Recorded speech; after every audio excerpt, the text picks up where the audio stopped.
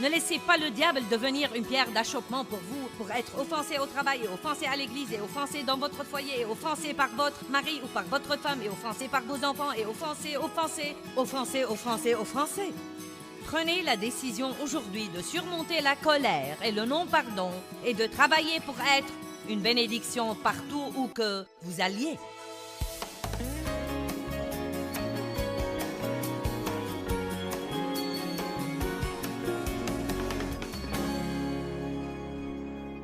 Ce matin, nous allons parler d'un domaine spécifique où nous avons tous besoin de progresser, et c'est de surmonter la colère et le non-pardon.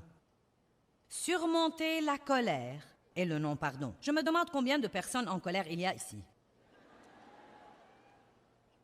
Ce n'est pas parce que nous sourions les uns aux autres et que nous disons « Dieu soit loué, merci Jésus » et que nous chantons que nous ne sommes pas fâchés. Il y a beaucoup de chrétiens fâchés dans le monde et Satan nous donne beaucoup d'occasions toutes les semaines pour nous offenser.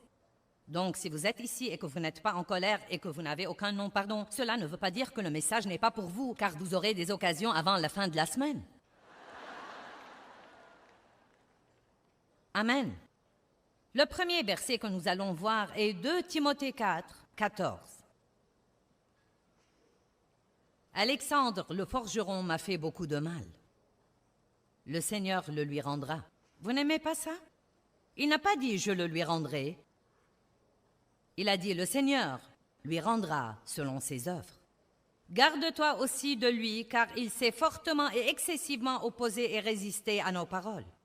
Et dans ma première défense, personne ne m'a assisté comme mon avocat, ou pris mon parti, ou même été avec moi, mais tous m'ont abandonné. Maintenant, imaginez Paul, il aidait ces gens, il mettait sa vie en jeu tous les jours pour eux. Maintenant, il est jugé à cause du bien qu'il avait fait, et tout le monde, sans exception, l'a abandonné. Aucun de ceux qui l'aidaient ne l'a assisté. Quelle occasion pour se fâcher! Quelle occasion pour être offensé, pour être amer et plein de ressentiment, pour vouloir se venger! Mais vous savez, une personne, un homme ou une femme de Dieu qui a l'intention de suivre Dieu et de marcher dans la puissance, sait qu'il ne faut pas laisser ça arriver, car la vérité est que, même s'il était fâché contre eux, ça ne leur aurait pas fait de mal, ça n'aurait fait de mal qu'à lui. Dieu nous demande de pardonner pour notre bien, car nous ne serons pas libres quand nous sommes pleins de toute cette colère et cette amertume. Et ça ne change vraiment pas l'autre personne. Pourquoi devez-vous être fâché pendant que la personne contre laquelle vous êtes fâché s'amuse bien et se fiche pas mal de ce que vous soyez fâché? Nous sommes plus intelligents que ça. Dites, je suis plus intelligent que ça. Faites attention, je vais relire le verset 16. Dans ma première défense, personne ne m'a assisté comme mon avocat, ou pris mon parti, ou même été avec moi, mais tous m'ont abandonné. Et j'aime ça, qu'il ne leur en soit pas tenu rigueur. J'en suis plus étonnée que vous n'en avez l'air. Seigneur ne tient pas ça contre eux. Moi, j'aurais dit, revaux-leur ça. Eh bien, peut-être pas maintenant, mais il y a quelques années. Mais le Seigneur m'a assisté et m'a fortifié afin que par moi le message de l'Évangile fût pleinement proclamé et qu'il fût entendu de tous les païens. Et j'ai été délivré de la gueule du lion. Paul avait quelque chose à faire. Dieu avait appelé Paul à faire quelque chose. Il avait une mission très importante. Et vous avez une mission dans la vie. J'ai une mission dans la vie. Chacun de nous n'a pas la même mission, mais nous avons tous une mission. Nous devons au moins grandir comme croyants. Nous devons continuer le parcours et persévérer et grandir et mûrir comme croyants pour que nous soyons une lumière dans un endroit obscur. Et une des choses les plus importantes que Satan utilise contre les gens pour les faire trébucher et les empêcher de faire des progrès, c'est l'offense, l'amertume, le ressentiment et le non-pardon. Quand votre esprit s'en remplit, vous ne pouvez pas grandir spirituellement. Je veux que vous entendiez ça. Quand votre esprit et votre âme se remplissent de ça, vous ne pouvez pas grandir spirituellement. Encore une fois, quand votre esprit et votre âme et votre pensée se remplissent de ça, Vous ne pouvez pas grandir spirituellement. Vous trébuchez dans ces situations et vous arrêtez de faire des progrès. Plusieurs ont été offensés par Jésus et il s'était en fait appelé pierre d'achoppement. Je ne crois pas que Paul se soit comporté comme ça parce qu'il en avait envie. En fait, je crois qu'il était blessé. Je crois qu'il était probablement fâché. Je crois qu'il avait probablement envie de se venger. Mais il comprenait le message que j'essaye d'apporter aujourd'hui, comme quoi, quels que soient nos sentiments, nous pouvons toujours choisir de faire ce qu'il faut. Et quand nous faisons ça, nous aurons une puissance de Dieu qui nous aidera à surmonter tous les obstacles dans notre vie et Dieu pourra toujours nous utiliser puissamment. Vous ne devez pas vivre selon vos sentiments. Vous pouvez surmonter la colère et le non-pardon et faire ce qu'il faut. Actes chapitre 7, verset 59. Vous savez, Étienne était un merveilleux homme de Dieu.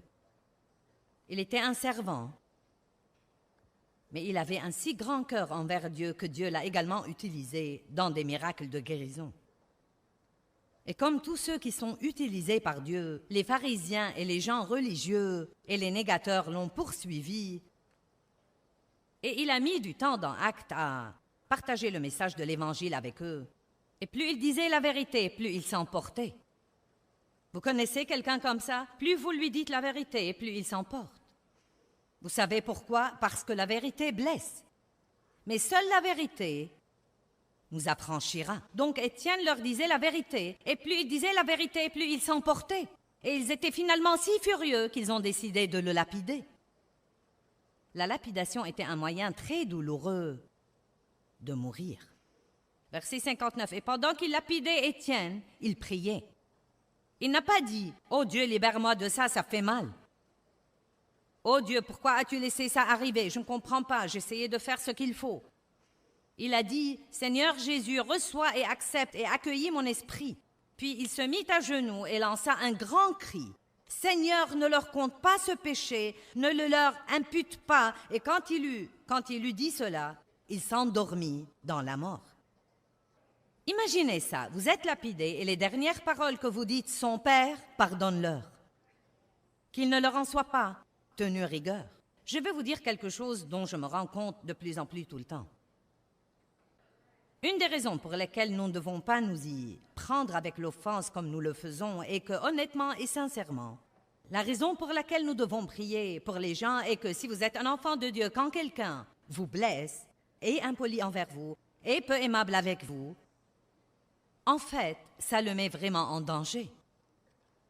Dieu n'apprécie pas qu'on maltraite ses enfants. Et il est vraiment, maintenant écoutez-moi, il se fait beaucoup plus de mal qu'il ne vous fait. Et c'est pourquoi vous devez prier pour lui. Dieu pardonne-lui, ne lui impute pas ce péché. Nous devons prier comme Jésus quand il était sur la croix. J'ai lu l'histoire encore une fois ce matin. J'ai lu les parties de la crucifixion, les coups que Jésus a reçus, comment les gens l'ont raillé et se sont moqués de lui et ont craché sur lui, puis il a été crucifié. Et sur la croix, il a prié, « Père, pardonne-leur, car ils ne savent pas ce qu'ils font. » Et croyez-moi, tant de gens, quand ils vous blessent, ils n'essayent même pas de vous blesser. Ils agissent par leur propre douleur. Au lieu de nous fâcher contre les gens, nous devons peut-être essayer de mieux les comprendre. Nous devons peut-être essayer de découvrir la raison de leur comportement. Éphésiens 6, 12 dit « Car notre lutte n'est pas contre le sang et la chair, mais contre les principautés et les esprits méchants dans les lieux célestes. » Écoutez-moi, je vous dis que votre guerre n'est pas avec les gens. Votre guerre n'est pas avec les gens. Il y a dans le monde spirituel une force invisible de mal derrière ces attaques contre vous qui viennent par les gens. Mon père m'a fait du mal, mais vraiment, non mais dans son cas, il était diaboliquement possédé par l'esprit de désir. À quoi cela m'aurait servi de passer toute ma vie à le haïr? J'ai commencé comme ça, mais Dieu m'a fait revenir à mon point de départ et avant sa mort, nous avons fini par nous occuper de lui, par lui acheter une maison, une voiture, nous occuper de lui, lui acheter l'épicerie, lui tondre la pelouse. Et il a mis du temps, mais il a finalement reçu Christ et nous avons pu le baptiser.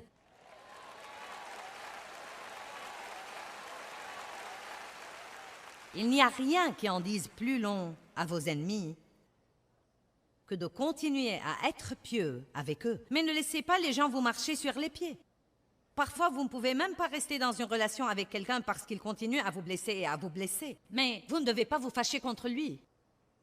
Et vous pouvez toujours prier pour lui, et vous ne devez pas être amer à cause de ce qu'il vous a fait. Rendez-vous service et pardonnez. Quand nous sommes blessés, nous commençons à blâmer. C'est très normal, vous voulez blâmer quelqu'un. Mais blâmer là où il ne faut pas blâmer ne fait qu'amplifier votre douleur. Il ne la supprime pas, ni la grille. Donc si vous voulez vous fâcher contre quelqu'un, fâchez-vous contre le diable. Ne vous fâchez pas contre les gens. Mais même quand vous apprenez que le diable est derrière vos problèmes, comment vengez-vous de lui? Vous ne pouvez pas lui flanquer un coup sur la gueule. Vous ne pouvez pas l'étouffer. Vous ne pouvez pas l'étrangler. Même vous fâcher contre lui n'est pas la solution. Je vais vous révéler le plus grand secret dans la Bible. Le moyen de se venger du diable, c'est de faire autant de bien que vous pouvez, tous les jours, à tout le monde, partout où que vous alliez. Cela le rend fou.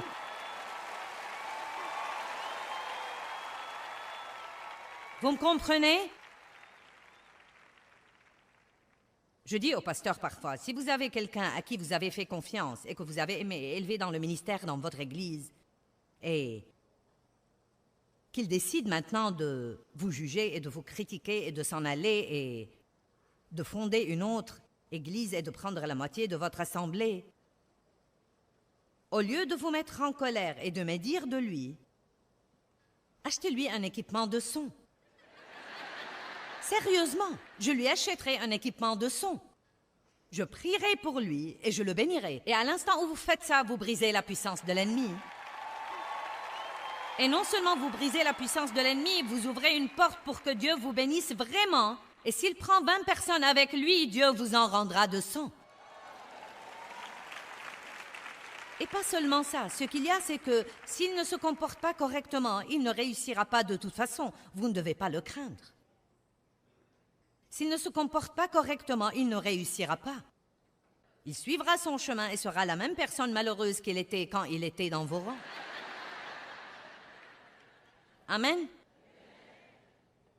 Priez pour les gens qui vous font du mal. Et quand ils viennent contre vous, ils se font beaucoup plus de mal qu'ils ne vous font. Et nous faisons la même chose. Quand nous blessons les autres et que nous ne les aimons pas, nous nous faisons du mal. Parce que ce n'est pas comme ça que Dieu veut que nous nous comportions. Je crois qu'un des versets les plus puissants dans la Bible est Romains 12, 21. Je voudrais que nous le regardions.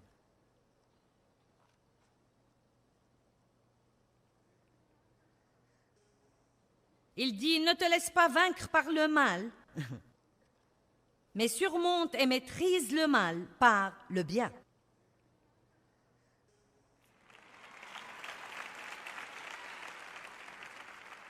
Ne rendez pas l'insulte pour l'insulte, ne rendez pas le mal pour le mal. Mais soyez une bénédiction pour ceux qui vous font du mal, dit la Bible, afin d'hériter vous-même la bénédiction de Dieu. Quand les gens vous font du mal, vous pouvez soit être malheureux, soit être compensé par Dieu.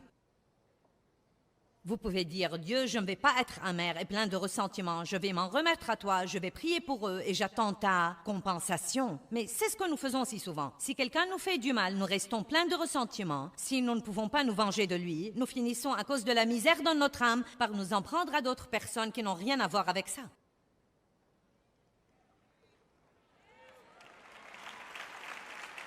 J'ai essayé pendant longtemps d'amener Dave à me compenser pour ce que mon père m'avait fait. Je ne me rendais pas compte que je faisais ça. Mais essentiellement, je sentais qu'on me devait quelque chose, que quelque chose m'était dû. Et croyez-moi, j'en voulais à tout le monde. Et j'avais une attitude de droit dont le monde est rempli aujourd'hui. J'ai droit à ceci, j'ai droit à cela. Eh bien, c'est mon droit. Vous savez, personne n'a droit à rien s'il ne fait pas ce qu'il faut pour l'avoir. Amen.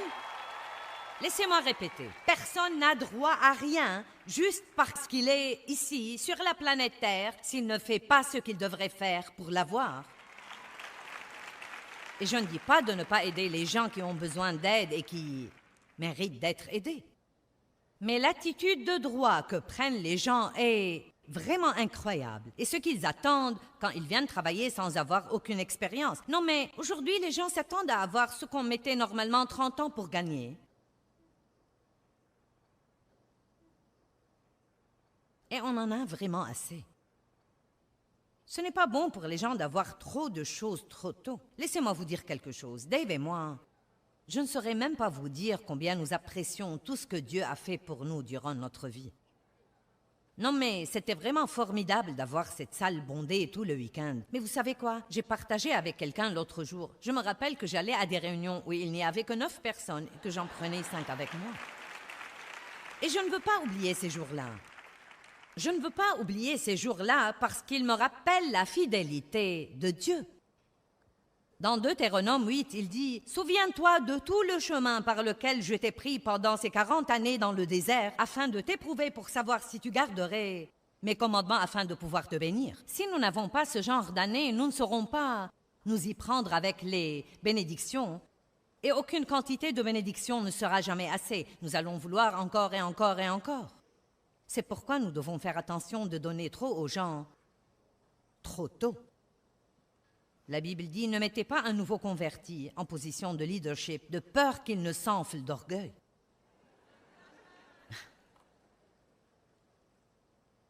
J'ai fait des choses stupides dans l'orgueil dans ma vie, et vous? Regardons Galates 6:10. C'était un verset qui m'a vraiment changé la vie. Quand quelqu'un vous blesse, vous pouvez soit rester assis à penser à ce qu'il vous a fait et être de plus en plus fâché, soit faire ce que dit ce verset.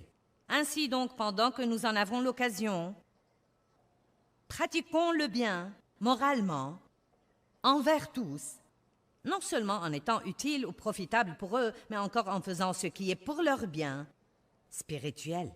J'aime la partie qui suit. Songez à. Qu'est-ce qui devrait remplir votre pensée? Ce que les gens vous ont fait? Non. Songez à être une bénédiction. Surtout à ceux de la maison de la foi.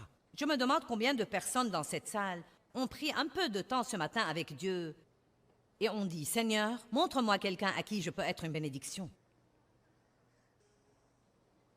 Quelqu'un que je peux aider aujourd'hui. » Combien d'entre vous avez préparé vos cœurs et vos pensées avant de sortir de votre maison, comme quoi vous êtes un serviteur de Dieu et que vous voulez guetter les besoins et que vous voulez guetter les gens qui ont besoin d'être encouragés?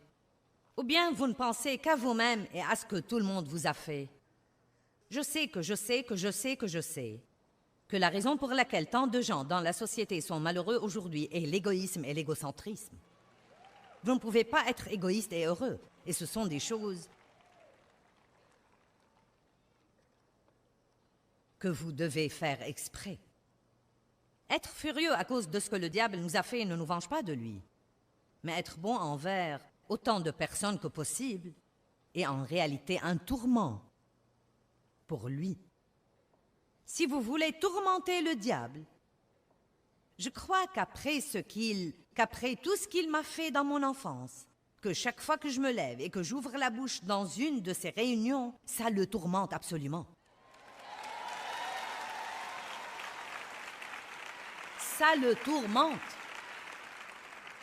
Ça le tourmente quand nous donnons à manger à ses enfants tous les jours et nous faisons les choses que Dieu nous a donné l'occasion de faire. Qui comprend ce que je dis? Comme quoi vous pouvez vous apitoyer sur votre sort et être plein de ressentiment et dire à tout le monde ce que les gens vous ont fait. Vous pouvez raconter votre histoire dès maintenant jusqu'au jour où Jésus reviendra.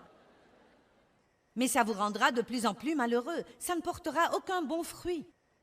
Ou bien vous pouvez vous venger de la personne dont vous devez vraiment vous venger, et c'est le diable, et vous faites ça en étant bon envers autant de gens que vous pouvez. Vous comprenez ça?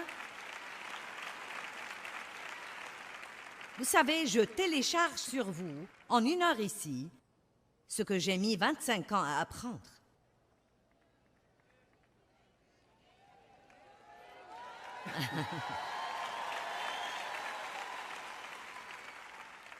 J'espère vraiment que vous pourrez comprendre la puissance de ce que je vous dis. Dans Actes 10, 38, la Bible dit « Voyez comment Dieu a oint Jésus de Nazareth du Saint-Esprit et de force, et qu'il allait de lieu en lieu faisant du bien. » J'aime ça. C'est la simplicité de la vie chrétienne. Ne laissez pas le diable devenir une pierre d'achoppement pour vous, pour être offensé au travail, et offensé à l'église, et offensé dans votre foyer, et offensé par votre mari ou par votre femme, et offensé par vos enfants, et offensé. Prenez la décision aujourd'hui de surmonter la colère et le non-pardon et de travailler pour être une bénédiction partout où que vous alliez. Maintenant, nous revenons de nouveau aux sentiments. Joyce, je ne peux rien changer à mes sentiments. Regardons Éphésiens 4, 26 et je partagerai avec vous un exemple que vous comprendrez. Verset 26. Quand vous vous mettez en colère, ne péchez pas. Vous n'aimez pas ça? Quand vous vous mettez en colère, ne péchez pas. Donc ce n'est pas la colère qui est le péché. C'est en faire ce qu'il ne faut pas. Une certaine colère pourrait être un péché si vous êtes une personne coléreuse, si vous vous mettez en colère à tout propos. Non, mais si quelqu'un vous a maltraité, vous allez vous mettre en colère. Quand vous vous mettez en colère, ne péchez pas, que le soleil ne se couche pas sur votre colère, votre fureur ou votre indignation. Donc, s'il vous arrive de vous fâcher le matin, vous avez le temps pour réparer. Mais si ça arrive 30 minutes avant d'aller vous coucher, c'est dur.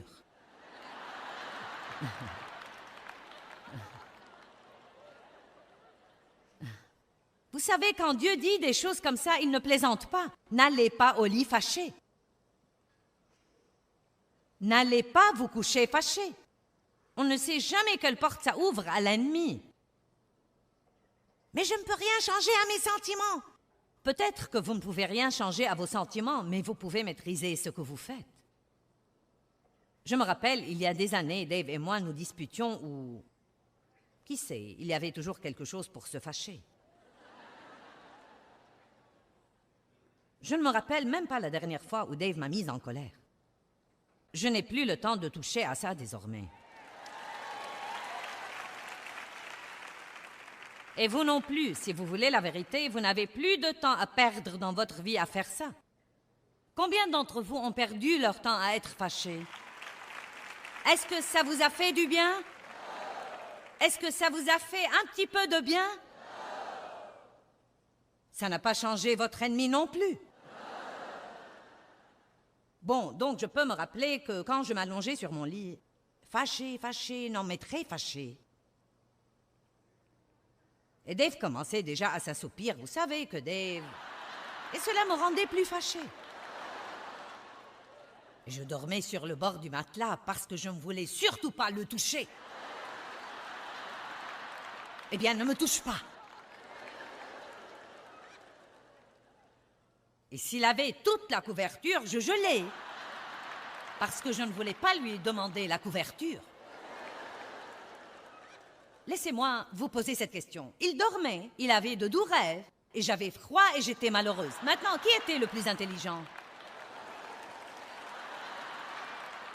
Et voici ce que j'ai découvert quand j'ai commencé à apprendre de maîtriser mes émotions et de ne pas laisser ces choses me maîtriser. Même pendant que j'étais toujours fâchée, je pouvais choisir, que tout le monde dise « je peux choisir ». Je pouvais choisir de me retourner et l'étreindre de son dos.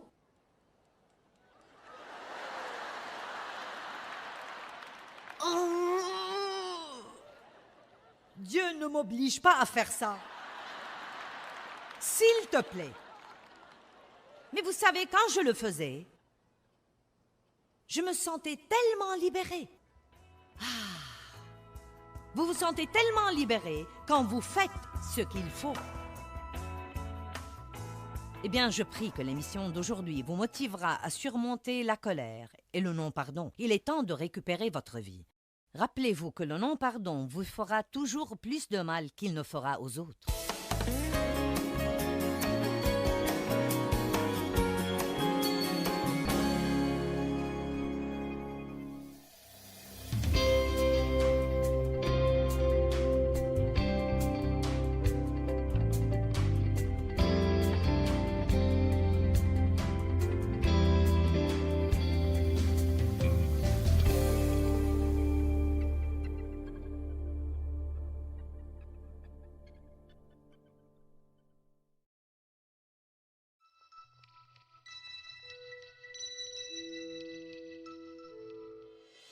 Combien d'entre vous ont perdu leur temps à être fâchés? Est-ce que ça vous a fait du bien? Est-ce que ça vous a fait un petit peu de bien? Ça n'a pas changé votre ennemi non plus.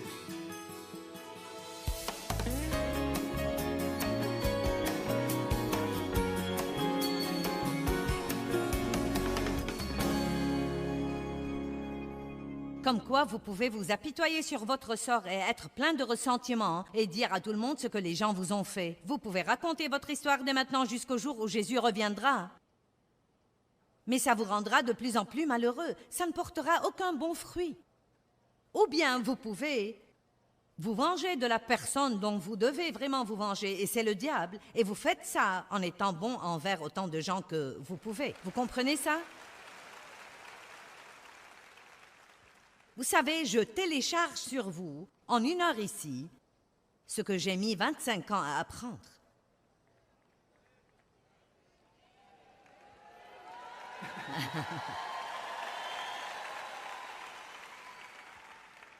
J'espère vraiment que vous pourrez comprendre la puissance de ce que je vous dis. Dans Actes 10, 38, la Bible dit « Voyez comment Dieu a oint Jésus de Nazareth du Saint-Esprit et de force, et qu'il allait de lieu en lieu faisant du bien. » J'aime ça. C'est la simplicité de la vie chrétienne. Ne laissez pas le diable devenir une pierre d'achoppement pour vous, pour être offensé au travail, et offensé à l'église, et offensé dans votre foyer, et offensé par votre mari ou par votre femme, et offensé par vos enfants, et offensé. Prenez la décision aujourd'hui de surmonter la colère et le non-pardon et de travailler pour être une bénédiction partout où que vous alliez. Maintenant, nous revenons de nouveau aux sentiments. Joyce, je ne peux rien changer à mes sentiments. Regardons Éphésiens 4, 26 et je partagerai avec vous un exemple que vous comprendrez. Verset 26. Quand vous vous mettez en colère, ne péchez pas. Vous n'aimez pas ça? Quand vous vous mettez en colère, ne péchez pas. Donc ce n'est pas la colère qui est le péché. C'est en faire ce qu'il ne faut pas. Une certaine colère pourrait être un péché si vous êtes une personne coléreuse, si vous vous mettez en colère à tout propos. Non, mais si quelqu'un vous a maltraité, vous allez vous mettre en colère. Quand vous vous mettez en colère, ne péchez pas, que le soleil ne se couche pas sur votre colère, votre fureur ou votre indignation.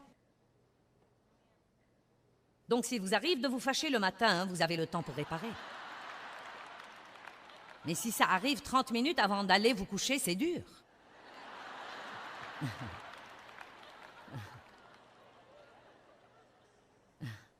Vous savez, quand Dieu dit des choses comme ça, il ne plaisante pas. N'allez pas au lit fâché. N'allez pas vous coucher fâché. On ne sait jamais quelle porte ça ouvre à l'ennemi. Mais je ne peux rien changer à mes sentiments. Peut-être que vous ne pouvez rien changer à vos sentiments, mais vous pouvez maîtriser ce que vous faites. Je me rappelle, il y a des années, Dave et moi nous disputions ou... Qui sait, il y avait toujours quelque chose pour se fâcher. Je ne me rappelle même pas la dernière fois où Dave m'a mise en colère. Je n'ai plus le temps de toucher à ça désormais. Et vous non plus, si vous voulez la vérité, vous n'avez plus de temps à perdre dans votre vie à faire ça. Combien d'entre vous ont perdu leur temps à être fâchés? Est-ce que ça vous a fait du bien? Est-ce que ça vous a fait un petit peu de bien? Ça n'a pas changé votre ennemi non plus. Bon, donc je peux me rappeler que quand je m'allongeais sur mon lit, fâché, non mais très fâché. Et Dave commençait déjà à s'assoupir, vous savez que Dave... Et cela me rendait plus fâché. Je dormais sur le bord du matelas parce que je ne voulais surtout pas le toucher. Eh bien, ne me touche pas. Et s'il avait toute la couverture, je gelais. Parce que je ne voulais pas lui demander la couverture. Laissez-moi vous poser cette question. Il dormait, il avait de doux rêves, et j'avais froid et j'étais malheureuse. Maintenant, qui était le plus intelligent? Et voici ce que j'ai découvert. Quand j'ai commencé à apprendre de maîtriser mes émotions et de ne pas laisser ces choses me maîtriser, même pendant que j'étais toujours fâchée, je pouvais choisir, que tout le monde dise « je peux choisir ». Je pouvais choisir de me retourner et l'étreindre de son dos.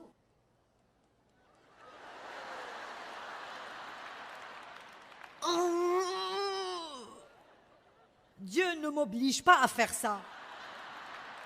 S'il te plaît. Mais vous savez, quand je le faisais, je me sentais tellement libérée. Vous vous sentez tellement libéré quand vous faites ce qu'il faut.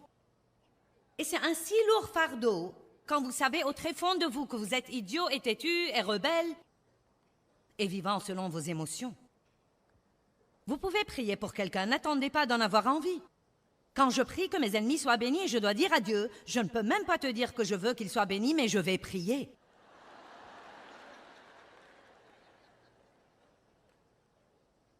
Parce qu'il y a une partie de moi qui veut qu'ils soient bénis et l'autre non. La chair et l'esprit.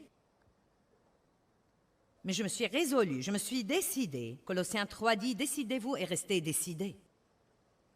Je pense à écrire un livre intitulé « Décidez et ne changez pas d'avis ».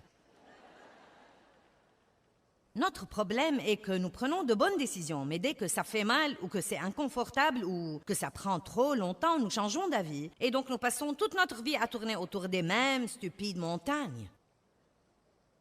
Amen? Pourquoi? Parce que quand la pression vient, nous ne résistons pas à la pression. Quand vous vous mettez en colère, ne péchez pas. Que le soleil ne se couche pas sur votre colère, votre exaspération. Verset 27, ne donnez pas une telle place ou accès au diable. Ne lui donnez pas ce genre d'occasion. Quand vous restez fâché, quand je reste fâché, tout ce que nous faisons, c'est d'ouvrir une porte à l'ennemi dans nos vies. Quelqu'un peut dire Amen? Dans Proverbe 29, 11, la Bible dit « L'insensé, sûr de lui, donne libre cours à toute sa colère, mais le sage la retient et la contient. » Nous ne pouvons donc pas agir par colère. D'autre part, vous ne devez pas réprimer votre colère. Apprenez à y faire face comme il faut. C'est pourquoi la première chose à faire, c'est d'en parler à Dieu. Dieu, je suis en colère, c'est vraiment blessant. Mais Dieu, je me fie à toi pour t'occuper de cette situation. Et je veux me comporter comme tu veux que je me comporte. S'il le faut, enfermez-vous dans une pièce quelque part et n'en sortez pas avant d'avoir une percée avec Dieu et de savoir que vous pouvez vous comporter comme Dieu le veut. Quand vous ressentez de la colère, de l'amertume ou du ressentiment et que vous ne vous en occupez pas, vous les accumulez, ils restent vivants en vous et ils se manifestent d'une autre façon. Et les gens chrétiens, les gens religieux, sont parfois très bons à faire semblant de ne pas être en colère parce qu'ils croient que la colère est un péché. Et donc ils n'admettent même pas qu'ils sont en colère et ils se comportent comme si tout allait bien, mais ils bouillissent à l'intérieur.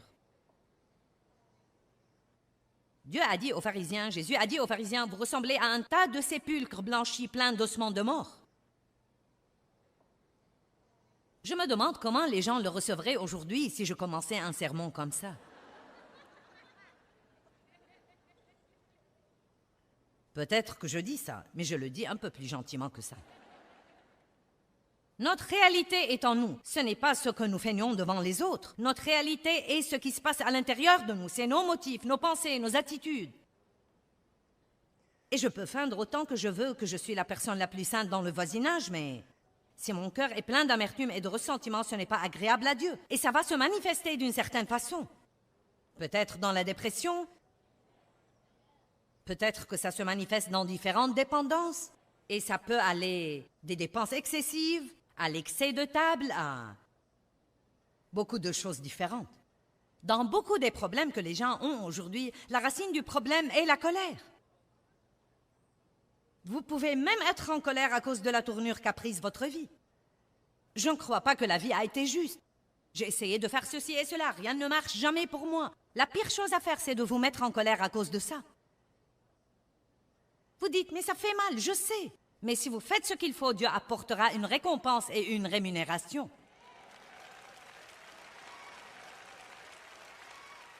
C'est pourquoi je faisais de gros efforts pour vous faire comprendre hier soir que Dieu récompense ceux qui le recherchent diligemment. Vous avez écouté de bons trucs ce week-end, et si vous les mettez en pratique, vous aurez alors une récompense incessamment. Mettons la parole en pratique et ne l'écoutons pas seulement. Certains de vous doivent abandonner l'amertume et le ressentiment ici aujourd'hui. Vous devez les laisser tomber, les abandonner, vous devez les laisser aller et vous devez prier pour les gens contre lesquels vous étiez fâchés et vous devez arrêter de médire d'eux. Oh, j'ai touché à une zone sensible. Plus vous en parlez et plus vous y pensez. Vous y pensez et vous en parlez et vous y pensez. Plus vous allez rester excité. C'est pourquoi les gens ne peuvent pas surmonter leurs maux et leurs blessures parce qu'ils ne se taisent jamais à leur sujet.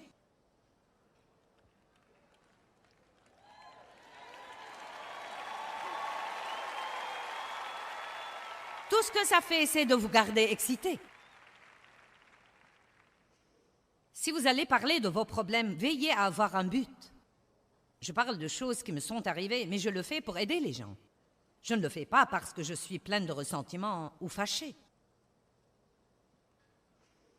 Faites face à vos sentiments. Faites face à votre colère. Pensez logiquement. Ne pensez pas toujours à ce que quelqu'un vous a fait. Pensez plutôt à ce qu'il aurait traversé dans sa vie et qui l'aurait amené à le faire.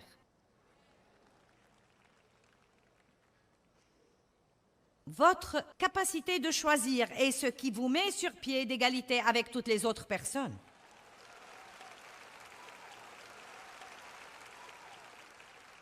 Si nous faisons de bons choix, nous aurons finalement de bons résultats.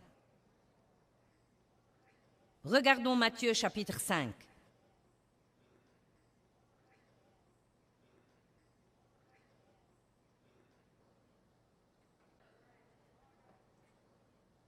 À partir du verset 10. Il dit « Béni, heureux, à envier et spirituellement prospère, dans l'état où l'enfant de Dieu régénéré se réjouit et trouve la satisfaction dans la grâce de Dieu et dans le salut. » C'est très long, mais il dit essentiellement que vous êtes vraiment bénis, quelles que soient vos conditions extérieures, quand vous êtes persécutés, pour avoir fait ce qui est bien. Bien sûr, vous n'applaudissez pas. Je comprends. Ça ressemble à quelque chose qui a du mal à rentrer. Oh, vous êtes si bénis quand vous faites ce qu'il faut et vous êtes maltraités. Nous ne pouvons même pas comprendre ça. C'est comme, je ne peux même pas faire rentrer ça. Et Dieu le savait, donc il l'a dit de nouveau. Verset 11. « Béni, heureux à envier et spirituellement prospère avec la réjouissance et la satisfaction dans la grâce de Dieu et le salut, quelles que soient vos conditions extérieures. Lorsque l'on vous insulte, lorsque l'on vous persécute et que l'on dit faussement contre vous toutes sortes de mal à cause de moi ou parce que vous essayez de me servir. » Et vous savez, les gens peuvent vous maltraiter, pas spécifiquement parce que vous êtes chrétien, mais parce que le diable travaille par eux pour essayer de vous persécuter et de vous empêcher d'avancer. Amen. Soyez heureux et suprêmement joyeux, non pas un peu joyeux, mais suprêmement joyeux, car votre récompense est grande, forte et intense dans les cieux. Car c'est ainsi en effet qu'on a persécuté les prophètes qui vous ont précédés. On a fait la même chose à Jésus. Si vous revenez et que vous lisez maintes et maintes fois l'histoire des jours qui ont précédé la crucifixion, et la crucifixion, non mais Jésus a été raillé, il a été insulté, il a été persécuté. On lui a dit et on lui a fait toutes sortes de choses ignobles, et pourtant il a dit « Père, pardonne-leur, car ils ne savent pas ce qu'ils font. » Puis il dit dans le verset 13, Vous êtes le sel de la terre, mais si le sel perd sa saveur, sa force, sa qualité, avec quoi rendra-t-on sa salinité? Il ne vaut plus rien, on le jette dehors et il est foulé aux pieds par les hommes. Maintenant, si je pouvais simplifier ceci autant que je sais le simplifier,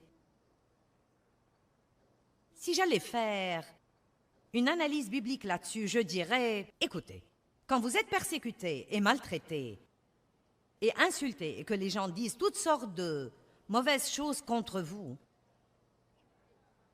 si vous vous fâchez à cause de cela et que vous restez fâché, vous perdrez votre saveur comme chrétien et vous ne serez pas bon pour grand-chose à part aller à l'église et rentrer à la maison et aller à l'église et rentrer à la maison.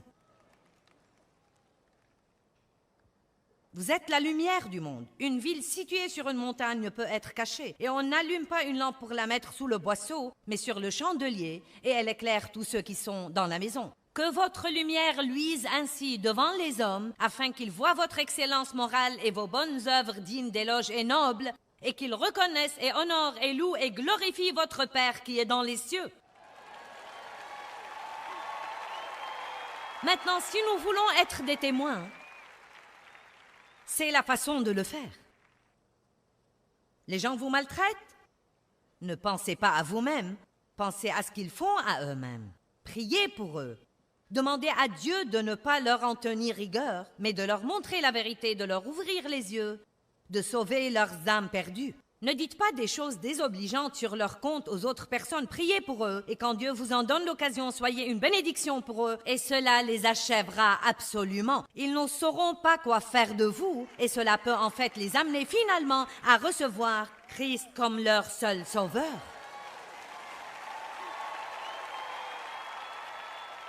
Dieu nous demande de faire ça pour lui et pour son royaume. Pouvez-vous pardonner à quelqu'un aujourd'hui pour le royaume? Pouvez-vous laisser tomber des choses ici avant de quitter ce bâtiment?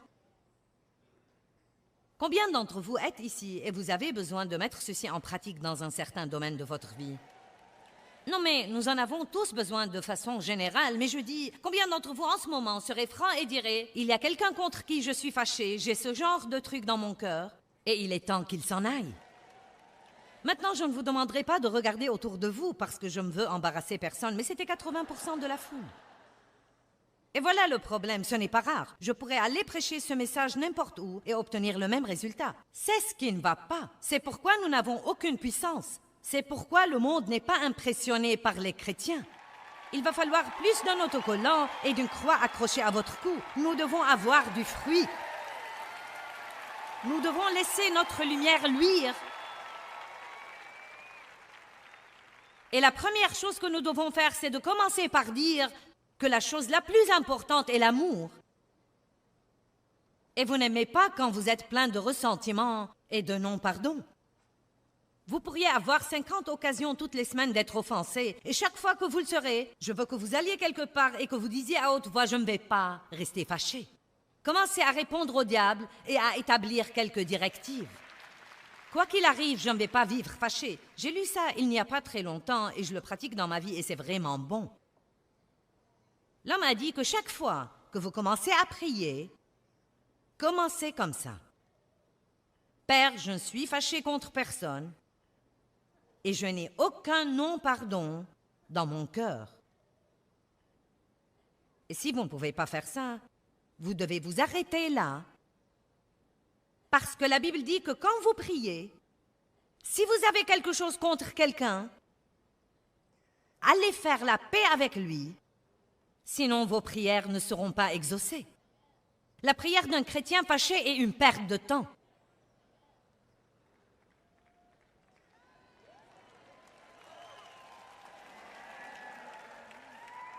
Eh bien, je ne comprends pas pourquoi Dieu ne répond pas à mes prières.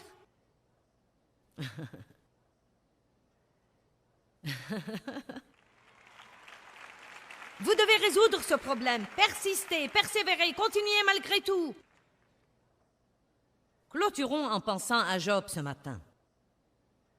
Job était un homme qui avait les plus gros problèmes qu'on puisse avoir. Sa femme lui a dit qu'il devrait mourir. Maudire Dieu et mourir. Êtes-vous content qu'elle ne soit pas votre femme? C'est plutôt dur de traverser une période où vous avez plus que jamais besoin d'encouragement et les gens autour de vous ne semblent pas comprendre ça.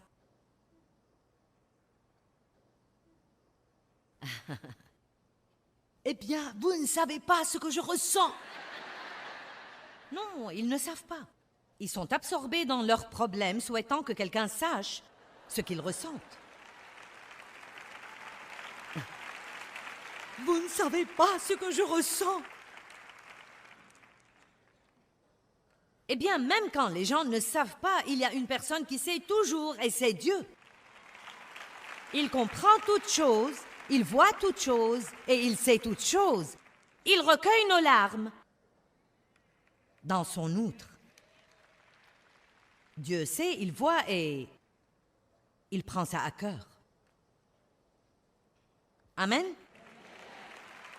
Job était ses amis n'ont rien fait à part le critiquer.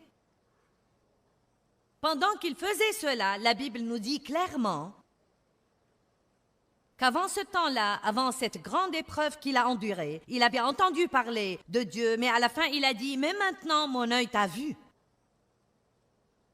Vous savez, quand vous commencez à connaître Dieu, dans vos périodes difficiles, pas dans vos bons moments, quand vous n'avez personne d'autre que Dieu, quand personne ne peut vous aider sauf Dieu.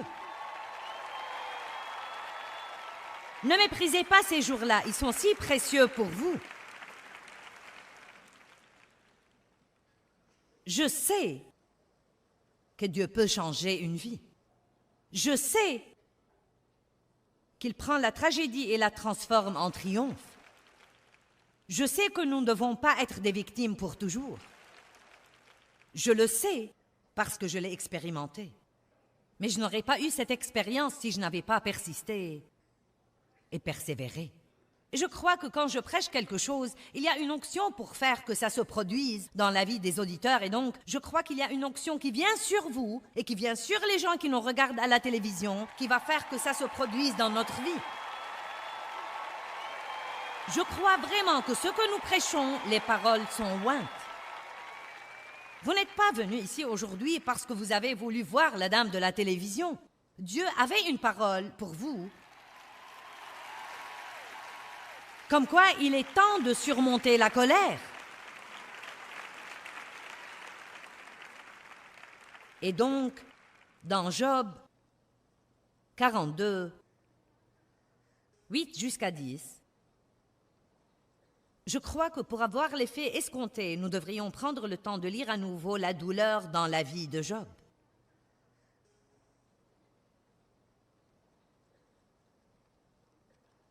Mais Dieu a dit, et maintenant, il s'adresse aux prétendus amis de Job qui l'avaient accusé. Et maintenant, prenez pour vous 7 taureaux et 7 béliers, allez trouver mon serviteur Job, et offrez-les pour vous en holocauste, et mon serviteur Job priera pour vous.